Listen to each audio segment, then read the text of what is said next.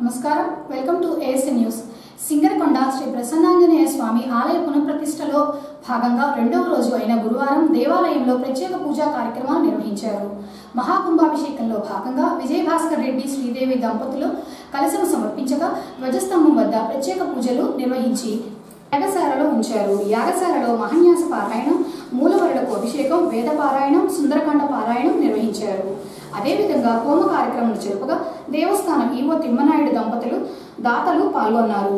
వేద పండితులు వంగర హరిశంకర అవధాని పర్యవేక్షణలో పూజా కార్యక్రమాలు, హోమాలు నిర్వహించారు. అనంతరము దేవాలయం ఆవరణలో వివిధ రకాల సాంస్కృతిక కార్యక్రమాలను ఏర్పాటు చేయగా అందరినీ ఎంతగానో అలరించారు. సాంస్కృతిక కార్యక్రమంలో పాల్గొన్న చిన్నారులకు దేవాలయం తరపున ఈవో తిమ్మనాయుడు అభినందించి ప్రశంసా పత్రాలు అందజేశారు.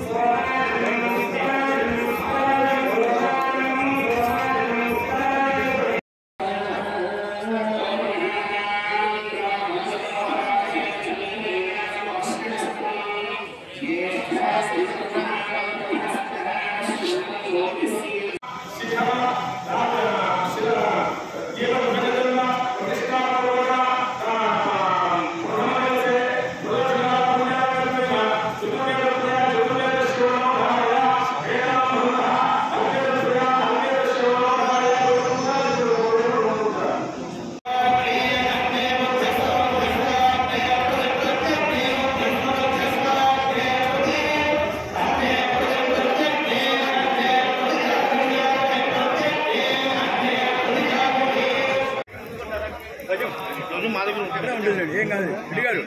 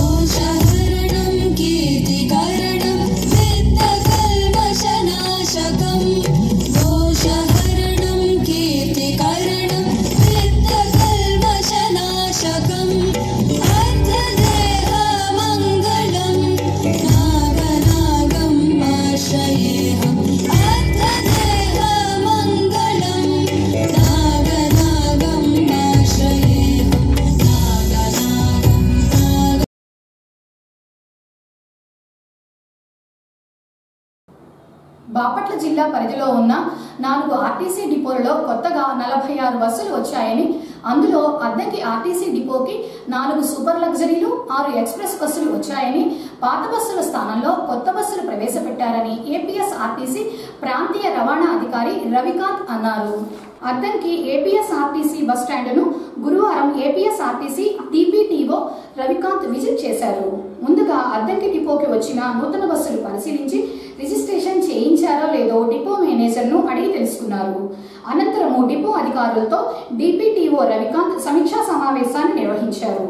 ఈ సందర్భంగా ఆయన మాట్లాడుతూ ప్రయాణికులందరికీ నాణ్యమైన సర్వీసులు అందించేందుకు పాత బస్సుల స్థానంలో 4 డిపోలకు 86 బస్సులను తెప్పించారని, సూపర్ లగ్జరీ బస్సులకి ఫైర్ డీటింగ్ అలారం సిస్టమ్ కూడా బిగించారని, వాటిని రిజిస్ట్రేషన్ చేస్తున్నారన్నారు.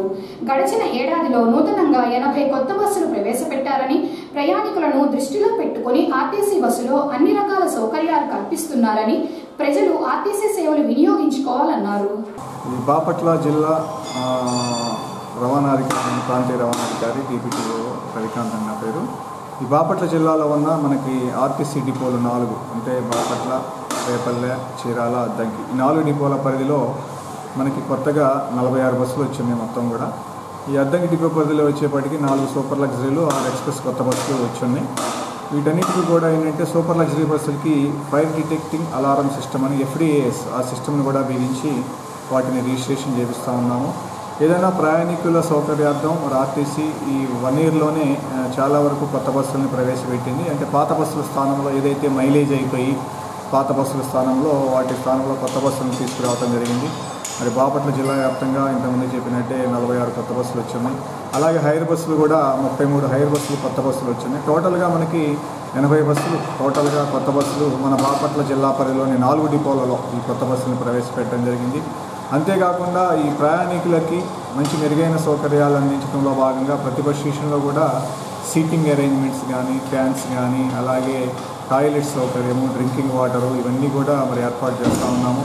ఎందుకంటే ఈ సమ్మర్ను దృష్టిలో ఉంచుకుని బస్ స్టేషన్కి వచ్చే ప్యాసింజర్ ఎటువంటి అసౌకర్యానికి గురి కాకుండా ఉండటం కోసం మరి ఫ్యాన్స్ అన్నీ కూడా వర్కింగ్ కండిషన్లో పెట్టాము. అలాగే సీటింగ్ అరేంజ్మెంట్స్ మంచి కండిషన్ ఉన్న అన్ని టాయిలెట్స్లో కూడా చిన్న రిపేర్స్ ఉంటే కూడా మొత్తం 4 డిపోల పరిధిలో కూడా చేయించాము. రేపల్లిలో కూడా లేటెస్ట్గా మా టాయిలెట్స్ అన్నీ కూడా రినోవేషన్ చేయించేసి వాటిని కూడా ప్రజలకు అందుబాటులో ఇచ్చున్నాము. మరి ముఖ్యంగా ఏంటంటే ప్రయాణికులకి ఒకటే విజ్ఞప్తి, మరి ఆర్టీసీ యొక్క సర్వీసెస్, ఆర్టీసీ యొక్క సేవలు ఉపయోగించుకుని సురక్షితంగా ప్రయాణించగలరని చెప్పేసి మరొకసారి విజ్ఞప్తి చేసుకుంటాం. ధన్యవాదాలు. ఇప్పుడు ముఖ్యంగా ఏంటి సూపర్ లగ్జరీ లాంగ్ డిస్టెన్స్ బస్సుల్లో ప్రయాణికులకి మరింతగా సేఫ్టీ అందించాలి అనే ఉద్దేశంతో ఫైర్ డిటెక్టింగ్ అలారం సిస్టమ్ అనేది డ్రైవర్ క్యాబిన్లో పెట్టున్నాము. అంటే ఇంజిన్లో ఏదన్నా సాంకేతిక లోపం వల్ల ఏదన్నా స్మోక్ అంటే ఫైర్ రావడానికి ముందు ఏంటంటే స్మోక్ వస్తుంది. ఆ స్మోక్ ఏదన్నా వచ్చిన వెంటనే ఆ స్మోక్ డిటెక్టరు దాన్ని గ్రహించి వెంటనే మనకి డ్రైవర్ బానెట్ దగ్గర ఒక అలారం సిస్టమ్ అని పెట్టాము. అలారం సిస్టమ్ ఏంటంటే రెడ్ లైట్ వెలుగుతూ డ్రైవర్ని ముందుగా మరి అలర్ట్ చేయడం ద్వారా డ్రైవర్ వెంటనే ఇంజిన్ ఆపేసుకుని బ్యాటరీ కట్ ఆఫ్ స్విచ్ ఆపేసుకుని ఆ ఫైర్ మరింతగా ఎక్కువ కాకుండా ఉండటం కోసం, అలాగే ప్రయాణికులను ముందస్తుగా మరి అలర్ట్ చేసి అందరు ప్రయాణికులని మరి కిందకి దించి ఎటువంటి ప్రాణ నష్టం జరగకుండా ఉండేందుకు గాను ఈ కొత్తగా ప్రతి సూపర్ లగ్జరీ అల్ట్రా డీలక్స్ బస్సుల్లో FDAS అంటే fire detection and alarm system అనేది కొత్తగా ప్రవేశపెట్టడం జరిగినది. మన జోన్ పరిధిలో కూడా అన్ని బస్సులకు కూడా ఈ FDAS సిస్టమ్ని మరి బిగిస్తూ ఉన్నాము. దీనివల్ల ఏంటంటే ప్రయాణికులకి సేఫ్టీ అనేది ఫస్ట్ ఇంపార్టెంట్. ఆర్టీసీ ఎప్పుడు కూడా ప్రయాణికుల యొక్క సేఫ్టీకి ప్రథమ స్థానం ఇస్తుంది. అందులో భాగంగానే ఈ FDAS సిస్టమ్ని బస్సుల్లో ఫిట్ చేయడం జరుగుతూ ఉంది.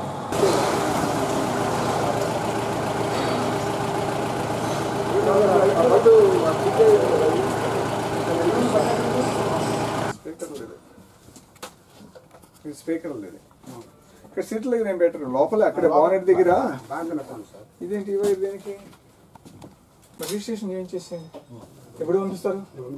ఇవాళ రేపు శుక్రవారం, శనివారం కూడా ఉంటుంది. సరే ఎవరికి వెళ్ళి చేయించుకోండి, ఏముందిలే కానీ.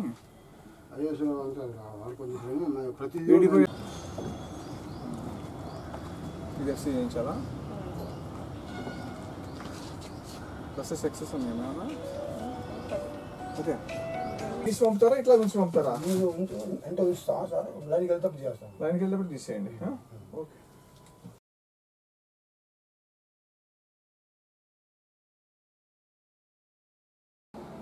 గురువారం విడుదల చేసిన ఏపీఆర్జేసీ ప్రవేశ పరీక్షా ఫలితాలలో అద్దంకిలోని సంజీవ్ నగర్కు చెందిన విద్యార్థి బత్తుల హర్షిత్కు 150 మార్కులకు గాను 120 మార్కులు సాధించి రాష్ట్ర స్థాయిలో 330వ ర్యాంకు పొందాడు. అలాగే పాల్సెట్లో 120 మార్కులకు గాను 111 మార్కులు సాధించి రాష్ట్ర స్థాయిలో 304వ ర్యాంకును పొందాడు. హర్షిత్ను విజేత కోచింగ్ సెంటర్ డైరెక్టర్ అంకమరావు అభినందించారు. సంజీవ్ నగర్కు చెందిన హర్షిత్ 10వ తరగతిలో 574 మార్కులు తెచ్చుకొని ఏపీఆర్జేసీలో పాల్సెట్లో తనదైన శైలిలో తల్లిదండ్రులు ఉపాధ్యాయుల ప్రోత్సాహంతో మంచి ర్యాంకులను సాధించారు. నా పేరు బత్తుల హర్షిత్. నేను అర్దంకిలోని ఆర్కిడ్స్ హై స్కూల్లో 1వ తరగతి నుంచి 10వ తరగతి వరకు చదువుకున్నాను.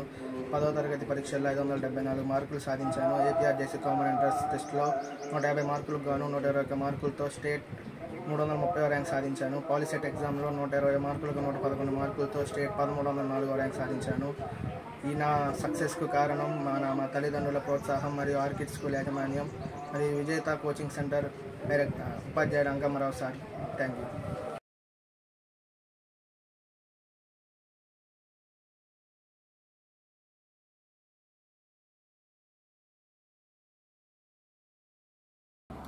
సింగరకొండ శ్రీ ప్రసన్నాంజనేయ స్వామి కుంభాభిషేకం సందర్భంగా ఈ నెల 19వ తేదీన గుండ్లకమ్మ నది నుంచి జలాలతో సింగరకొండ వరకు నిర్వహించనున్న కలశయాత్రను జయప్రదం చేయాలని దేవస్థాన ఈవో తిమ్మనాయుడు కోరారు. సింగరకొండలోని ఈవో కార్యాలయంలో గురువారం మహిళా భక్తులతో సమావేశాన్ని నిర్వహించి కలశయాత్రకు సంబంధించి చర్చించారు.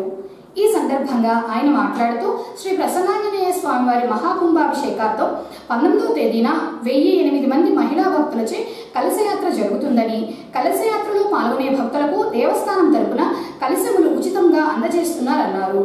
గుండ్లకమ్మ నది నుంచి సింగరకొండ వరకు సుమారు 6 కిలోమీటర్ల దూరం ఉందని, కలశములు తీసుకొని నడిచే భక్తులు మాత్రమే రావాలన్నారు. కలశమును తీసుకొని మధ్యలో గాని నడుస్తూ ఆగిపోవడం వలన అశుభం కలుగుతుందన్నారు. మహిళా భక్తులు ఈ విషయం గమనించాలన్నారు. కలశయాత్రలో పాల్గొనే మహిళా భక్తులకు త్రాగునీరు, మజ్జిగ, పలహారం వంటి సౌకర్యాలు దేవస్థానం తరపున కల్పిస్తున్నారని ఈవో తిమ్మనాయుడు పేర్కొన్నారు. శ్రీ ప్రసన్నాంజనేయ స్వామి వారి దేవస్థానం యొక్క మహాకుంభాభిషేక కార్యక్రమంలో పాల్గొనే మహిళా సువాసులందరికీ నా ధన్యవాదాలను తెలుపుతూ 19వ తారీఖున చేపట్టబోయే కలశ శోభాయాత్రలో పాల్గొన్నటువంటి మీ అందరికీ దేవస్థానం తరపున కొన్ని సూచనలు సలహాలు ఇవ్వదలుచుకున్నాము. మొట్టమొదటిది ఏమిటంటే ప్రతి మహిళ కూడా గుండ్లకమ్మ నది దగ్గరికి 4:30 చేరుకున్న వాళ్ళను చేరుకున్నటువంటి ప్రతి మహిళకు కూడా దేవస్థానం తరపున కలశంను అందజేయడం జరుగుతుంది. వారందరూ ఎటువంటి క్యూ లైన్లో అడ్డదిడ్డంగా లేకుండా క్యూ లైన్లో వచ్చి వారి కలశం తీసుకోవాలి. తీసుకున్న తర్వాత మీ అందరికీ 5:15 గుండ్లకమ్మ నది నుంచి నీరు అందివ్వడం జరుగుతుంది.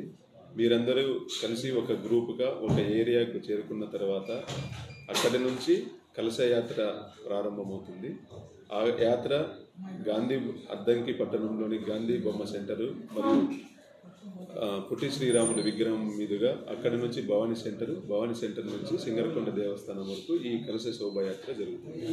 అదేవిధంగా మీరు ఎటువంటి సమయాభావం లేకుండా 4:30 మీరు చేరుకోవాలని దేవస్థానం నుంచి కోరుచున్నాము. మరియు దాదాపు గుండ్లకమ్మ నది నుంచి సింగరకొండ దేవస్థానం వరకు దాదాపు 6 కిలోమీటర్ల దూరం కలదు. కాబట్టి దీన్ని గుర్తుంచుకొని మీరు నడవగలిగే స్థితిలో ఉంటేనే ఈ కలశ శోభాయాత్రలో పాల్గొనవలసిందిగా నేను ఈ వీడియో రూపకంలో మీకు తెలియజేస్తున్నాను. ఇంకొకటి మీకు చెప్పదలుచుకున్నది ఏంటంటే ఈ కలశ శోభాయాత్రలో మీరు ఈ 6 కిలోమీటర్లు నడుస్తూ మధ్యలో ఆగిపోయిన ఎలా అది మీకు అశుభం అవుతుంది. దీన్ని ఖచ్చితంగా మీరు మైండ్లో పెట్టుకొని ఈ శుభ కార్యక్రమాలను దిగ్విజయంగా పూర్తి చేయడానికి మీ వంతు సహాయ సహకారాలు అందివ్వాలని కూడా దేవస్థానం తరఫున కోరుచున్నాను. అదేవిధంగా ఈ కలశ శోభాయాత్రలో పాల్గొనేటువంటి మహిళలందరికీ కూడా తాగునీరు మరియు మజ్జిగ కూడా పంపిణీ చేస్తాం. మీ అందరికీ సపోర్టుగా ఈ రహదారి వెంబడి 6 కిలోమీటర్ల పొడవున వాలంటీర్లను కూడా ఏర్పాటు చేస్తున్నాము. ఎవరైతే కలశయాత్రలో పాల్గొన్నటువంటి మహిళలందరికీ కూడా యాదవ అన్నదాన సత్రంలో ప్రత్యేకంగా ఉదయం అల్పాహారాన్ని కూడా ఏర్పాటు చేస్తున్నాం. కాబట్టి దీన్ని గమనించి మీరందరూ కూడా ఈ స్వామివారి యొక్క అన్నప్రసాదాలు ఇవన్నీ తీసుకోవాల్సిందిగా కూడా కోరుచున్నాం. అద్దంకి పురపాలక సంఘ పరిధిలో ఉన్న ప్రజలు డ్రైనేజీలో చెత్తా చెదారం వేసి మురుగునీరు పారుదల లేకుండా చేయవద్దని, చెత్తా చెదారం చెత్త డబ్బాలో వేసి పారిశుధ్య కార్మికుడికి ఇవ్వాలని అద్దంకి మున్సిపల్ కమిషనర్ రవీంద్ర అన్నారు. అద్దంకి పట్టణంలోని 11వ వార్డులో శానిటేషన్ పనులను కమిషనర్ రవీంద్ర పరిశీలించారు. డ్రైనేజీల మీద ఉన్న ఆక్రమణలను తొలగించుకొని శుభ్రంగా ఉంచాలని ప్రజలకు సూచించారు. పరిసరాలన్నీ పరిశుభ్రంగా ఉన్నప్పుడే ప్రజలందరూ ఆరోగ్యకరంగా ఉంటారని కమిషనర్ రవీంద్ర చెప్పారు. అనంతరం వార్డులో సమస్యల గురించి ప్రజలను అడిగి తెలుసుకున్నారు.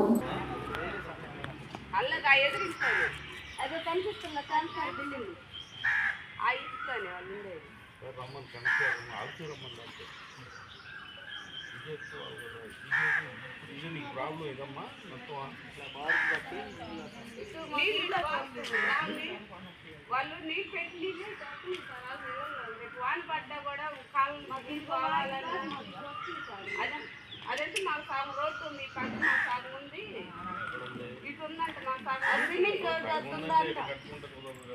ఇదిగో సార్ బండలు తెచ్చారు సార్, బండలు మేము వేయలేదు. చాలా పొడిపోతే మేము నా బండ్లు వేస్తాము, చాలా పొడిపోతే మేము నా బండ్లు వేసుకుంటాము. ఇదేం లేదు, ఇదిగో బండలు తెచ్చి మేము వేయలేదు. అప్పుడే మేము కాగితం పెట్టి అప్లికేషన్ పెట్టింది. అది సిమెంట్ రోడ్డు అది దాకా ఉన్నట్టున్నారు సార్ వాళ్ళు.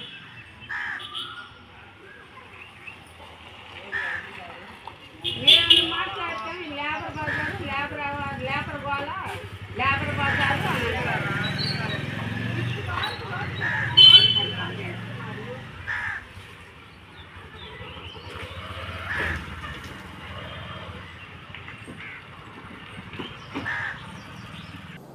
లారీ ఢీకొని ఒకరికి గాయాలైన సంఘటన గురువారం అద్దంకి మండలం గోపాలపురం గ్రామం వద్ద చోటు చేసుకుంది. గోపాలపురం గ్రామానికి చెందిన అంజయ్య రోడ్డు దాటుతుండగా లారీ ఢీకొట్టడంతో తీవ్ర గాయాలు కాగా స్థానికులు 108 వాహనానికి సమాచారం ఇవ్వగా వారు వచ్చి 108 వాహనంలో ఒంగోలు రిమ్స్కు తరలించారు. పోలీసులు కేసు నమోదు చేసి దర్యాప్తు చేస్తున్నారు.